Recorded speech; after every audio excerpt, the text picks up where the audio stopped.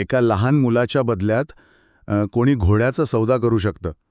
म्हणजे विचार कर, आणि तेच पोरगं पुढे जाऊन चक्क जगाचा इतिहास बदलू शकतं. अरे बापरे. एका तान्ह्या आणि आजारी लेकराची किंमत फक्त एक घोडा असू शकते. ऐकायला हे एखाद्या हॉलिवूड सिनेमाच्या भयंकर स्टोरीसारखं वाटतं यार. पण ही एका खऱ्या आयुष्याची, एका भयंकर संघर्षाची सुरुवात आहे. राईट? अमेरिकेतनं तेव्हा यादवी युद्ध म्हणजेच ते सिव्हिल वॉर भडकलं होतं. गुलामांचा अक्षरशः बाजार भरत असे. त्या काळातली ही गोष्ट आहे जिथून वाचून आलेला तोच मुलगा पुढे अमेरिकेचा आणि जगाचा एक महान शास्त्रज्ञ बनला. मंडळी, अक्षवारीच्या या नव्या भागात आपल्या सर्वांचं मनापासून स्वागत आहे. आपला नेहमीचा चहा आणि गप्पांचा मस्त वाईब एकदम सेट झालाय. हो ना. रोजच्या धावपळीतून थोडा वेळ काढायचा आणि एखाद्या जबरदस्त विषयाच्या, एखाद्या प्रेरणादायी आयुष्याच्या खोलात जायचं, हा आपला नेहमीचाच सीन आहे. अगदी बरोबर. आणि आज आपण ज्या पुस्तकावर गप्पा मारणार आहोत ते पुस्तक म्हणजे एक होता कार्व्हर. क्या बात आहे. लेखिका आहेत वीणा गवाणकर. अतिशय सुंदर, सोप्या आणि एकदम मनाला भिडणाऱ्या भाषेत त्यांनी हे पुस्तक लिहिलंय. जॉर्ज वॉशिंग्टन कार्व्हर या आफ्रिकन अमेरिकन कृषीतज्ञ आणि शास्त्रज्ञाची ही भारी गोष्ट. पण मंडळी, हे पुस्तक म्हणजे फक्त एका शास्त्रज्ञाची बायोग्राफी नाहीये. हा एका जिद्दीचा, एका अशक्यप्राय प्रवासाचा आणि नवनिर्मितीचा जिवंत दस्तऐवज आहे. यार, ॲक्च्युली हे पुस्तक कसं जन्माला आलं ना, ती गोष्टच मुळात लई भारी आहे. म्हणजे आपण सहसा बघतो की लेखक एखाद्या विषयावर खूप रिसर्च करतात, महिनोन महिने लायब्ररीत बसतात. एक्झॅक्टली. पण या पुस्तकाची सुरुवात एकदम साधी आणि माणसाच्या थेट काळजाला भिडणारी आहे.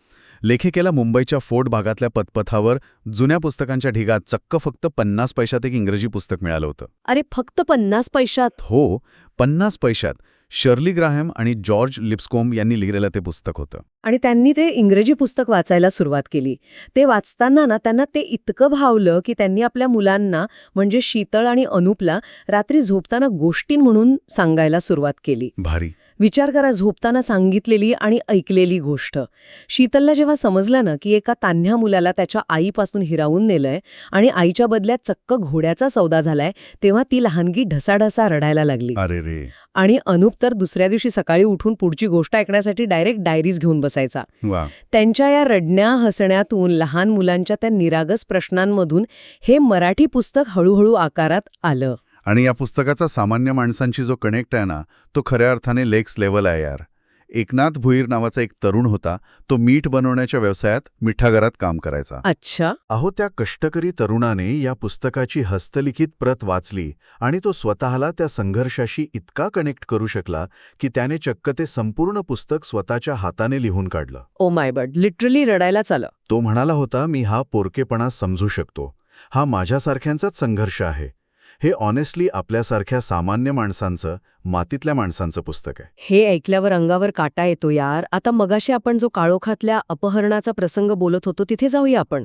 ती रात्र डोळ्यांसमोर उभी राहिली तरी श्वास कोंडतो. सिरियसली? अमेरिकेत गुलामगिरीची प्रथा शिगेला पोचली होती. मालक आपल्या गुलामांना जनावरांसारखं राबवत. एका रात्रीच्या भयानक अंधारात काही गुंडे येतात आणि मेरी नावाच्या एका आफ्रिकन अमेरिकन आईचं आणि तिच्या तान्ह्या मिलाचं, जॉर्जचं अपहरण करतात. त्यांचे मालक मोझेस कार्व्हर या दोघांना शोधण्यासाठी एका माणसाला पाठवतात, पण तो गुंड मॅरीला कुठेतरी लांबच्या बाजारात विकून टाकतो. बापरे. ती माऊली कायमची हरवते. आणि मोझेस कार्व्हरला काय मिळतं? तर फक्त एका उत्तम घोड्याच्या बदल्यात तो त्या आजारी, मरणासन्न तान्ह्या जॉर्जला परत मिळू शकतो. देवा. विचार करा, ज्या वयात मुलाला आईची ऊब लागते, आईचं दूध लागतं, तिथे या मुलाला आपली आई कोण, आपली जन्मतारीख काय, आपलं मूळ काय, हेच माहीत नव्हतं. हे ऐकून एकदम मन सुन्न होतं यार. म्हणजे आपण साताऱ्यावरून पुण्यात शिक्षणासाठी किंवा नोकरीसाठी आलो तरी आपल्याला घरची, आईच्या हातच्या जेवणाची आठवण येते. हो ना, आपण मध्येच फोन लावतो. एक्झॅक्टली. पण या मुलाकडे ना घर होतं, ना आई, ना स्वतःची कोणती ओळख, फक्त गुलामीचा शिक्का. आणि हा जो पोरकेपणा असतो ना, तो माणसाला आतून पूर्णपणे पोखरून काढतो. यार, ॲक्च्युली सिरियसली सांगतो, हा पोरकेपणा माणसाचा माइंडसेट पूर्णपणे बदलून टाकतो. एकतर माणूस कोलमडून पडतो, स्वतःला संपवतो, किंवा तो इतका कणखर बनतो की तो स्वतःचा मार्ग स्वतःच शोधतो. राईट. जॉर्जने हा दुसरा मार्ग निवडला.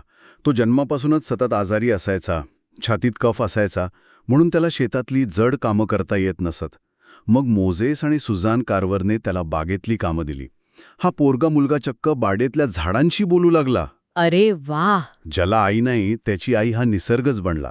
लोक त्याला प्लांट डॉक्टर म्हणू लागले, कारण तो आजारी झाडांना, सुकलेल्या रोपांना कुंडीत आणून बरं करायचा. निसर्गाशी जुळलेली ही नाळ ना त्याला शिक्षणाकडे घेऊन गेली. इथूनच त्याच्यातल्या शास्त्रज्ञाची बीज रोवली गेली. शिक्षणाची ओढ त्याला शांत बसू देत नव्हती. पण रंगाने काळा असल्यामुळे त्याला जवळच्या शाळेत प्रवेश नाकारण्यात आला. मग फक्त वयाच्या 11व्या वर्षी तो शिक्षणासाठी घर सोडून बाहेर पडला. एवढ्या लहान वयात? हो, मिळेल ते काम केलं. लोकांचे कपडे धुतले, हॉटेलमध्ये उष्ट्या प्लेट्स उचलल्या. पण शिक्षण नाही सोडलं.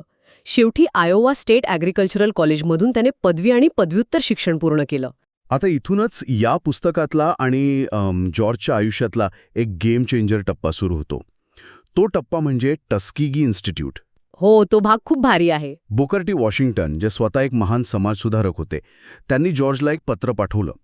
ते पत्र म्हणजे एक ऐतिहासिक दस्तावेज आहे. त्यांनी लिहिलं होतं, मी तुला पैसा देऊ शकत नाही, पद देऊ शकत नाही किंवा प्रसिद्धीही देऊ शकत नाही. ओके. पण मी तुला अफाट संघर्ष नक्की देऊ शकतो. आपल्या मागासलेल्या गरीब बांधवांना या गरिबीतून बाहेर काढण्यासाठी मला तुझी मदत हवी आहे. Oh my God. आणि जॉर्जने क्षणाचाही विचार न करता मोठ्या पगाराच्या नोकऱ्या लाथाडून ही ऑफर स्वीकारली. तो टस्किगीला गेला, पण तिथे गेल्यावर पाहतो तर काय, प्रयोगशाळा म्हणजेच लॅब नावाची कोणतीही गोष्ट तिथे नव्हती. वेट, लॅबच नव्हती? अजिबात नाही. साधी उपकरणं नव्हती, पैसे नव्हते. आता एक शास्त्रज्ञ लॅबशिवाय करणार काय? पण त्याने हार मानली नाही. त्याने विद्यार्थ्यांना घेऊन गावातला कचरा गोळा करायला सुरुवात केली. कचरा?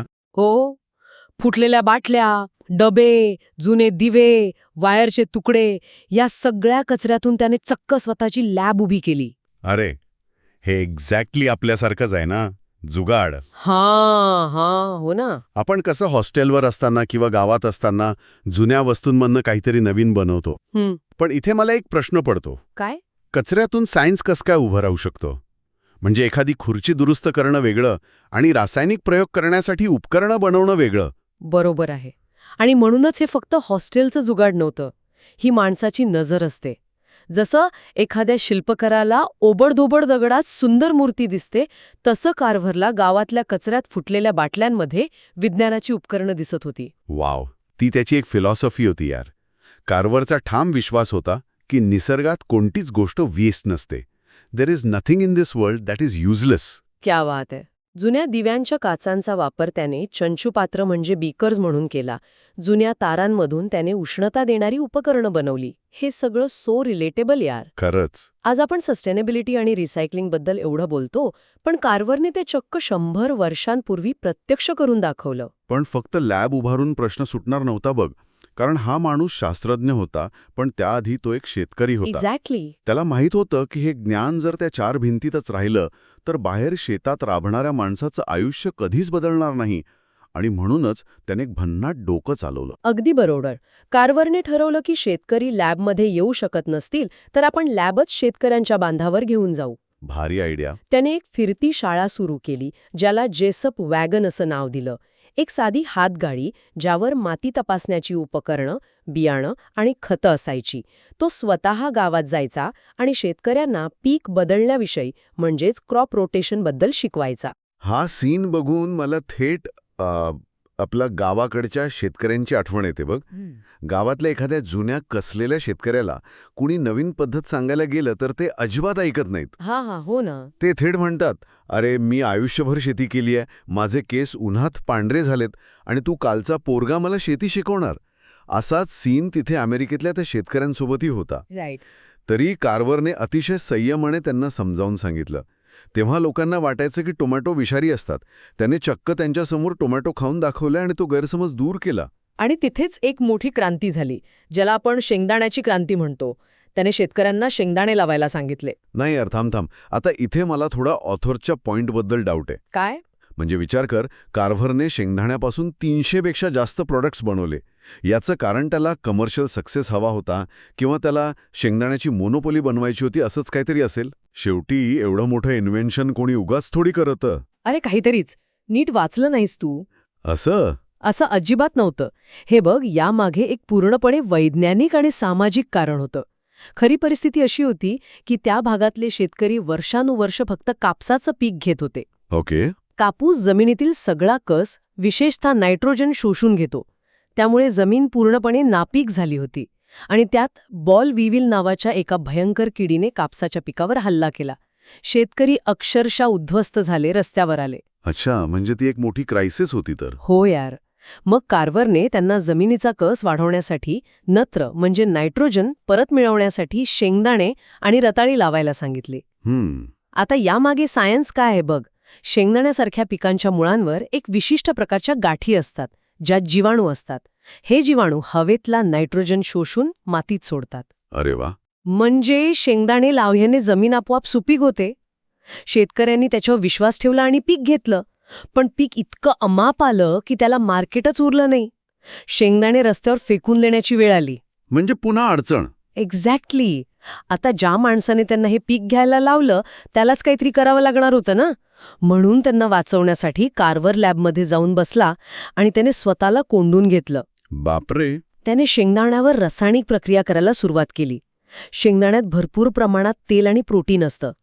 कार्व्हरने त्या प्रोटीन्सचे रेणू वेगळे केले आणि त्यावर प्रक्रिया करून चक्क दूध, चीज, साबण, प्लास्टिक, कॉस्मेटिक्स, कॉफी, शाई असे 300 पेक्षा जास्त प्रोडक्ट शोधून काढले. काय सांगतेस? आणि रताळ्यापासून 118 गोष्टी बनवल्या. ओके, सांग तुझं वर्जन. च्याला हे खरंच गेम चेंजर आहे. म्हणजे प्रॉब्लेम मधूनच इनोव्हेशन झालं. हो ना. गरज ही शोधाची जननी आहे हेच यातून सिद्ध होतंय. त्यांनी शेतकऱ्याला फक्त सल्ले दिले नाहीत, तर त्यांच्या मालाला मार्केट मिळवून देण्यासाठी त्या शेंगदाण्यातल्या प्रोटीन्सचं सायन्स समजून घेऊन स्वतः लॅबमध्ये घाम गाळला. हे लई भारी आहे यार. हो ना. आणि अरे थांबा, अजून सबस्क्राईब नाही केलंय अक्षरवारीला? हा. आत्ताच करा. दर आठवड्याला नवीन भाग, नोटिफिकेशन ऑन ठेवा. सिरियसली सांगतोय, एकदम फ्री आहे. आणि असेच भन्नाट विषय ऐकायला मिळतील तर नक्कीच सबस्क्राईब करा. चला पुन्हा आपल्या कार्व्हरच्या दुनियेत जाऊया. आत्ता आपण त्याच्या शोधांबद्दल बोललो, पण इथूनच या माणसाच्या चरित्राचा खरा धक्कादायक भाग सुरू होतो. इथे मला एक प्रश्न पडतोय बघ. 300 पेटंट्स म्हणजे तो माणूस आरामात अब्जाधीश होऊ शकला असता. हो, तसं पाहिलं तर आजकाल लोक एका छोट्याशा ॲपच्या आयडियावर करोडपती होतात. मग कार्व्हरने एवढे शोध लावूनही तो पैशाच्या मागे का नाही धावला? मला वाटतं कुठेतरी त्याला बिझनेस किंवा मार्केटिंग जमलं नसेल. अरे नाही, मार्केटिंगचा किंवा बिझनेस न जमण्याचा भाग नव्हताच मुळी. त्याला ऑफर्स होत्या. अच्छा. थॉमस एडिसन, जे स्वतः एक महान शास्त्रज्ञ आणि व्यावसायिक होते, त्यांनी कार्व्हरला त्यांच्या कंपनीत काम करण्यासाठी वर्षाला चक्क $1,00,000 पेक्षा जास्त पगाराची ऑफर दिली होती. काय? आणि ही ऑफर 100 वर्षांपूर्वीची, हे विचार कर. पण कार्व्हरने ती अतिशय नम्रपणे नाकारली. तो म्हणाला, माझ्या बांधवांना माझी इथे टस्किगीमध्ये जास्त गरज आहे. बापरे, $1,00,000 तेही त्या काळात. एवढंच नाही, एका पेंट कंपनीने त्याला चक्क ब्लँक चेक दिला होता. Blank cheque? म्हणजे तू स्वतः तुला पाहिजे ती रक्कम टाक आणि आमच्यासाठी काम कर. कार्व्हरने तो चेक तसाच परत पाठवला आणि सोबत रंगांचे 500 फॉर्म्युले चक्क फुकट लिहून पाठवले. अरे यार. आयुष्यभर तो माणूस एकच जुना फाटका कोट रफू करून घालत राहिला. स्वतःचे जुने बूट स्वतःच शिवायचा. आणि सर्वात मोठी गोष्ट म्हणजे आयुष्यभर साठवलेले आपले $33,000 त्याने कार्व्हर फाउंडेशनला दान केले, जेणेकरून पुढच्या पिढीला विज्ञानाचं शिक्षण घेता येईल. खरंच यार.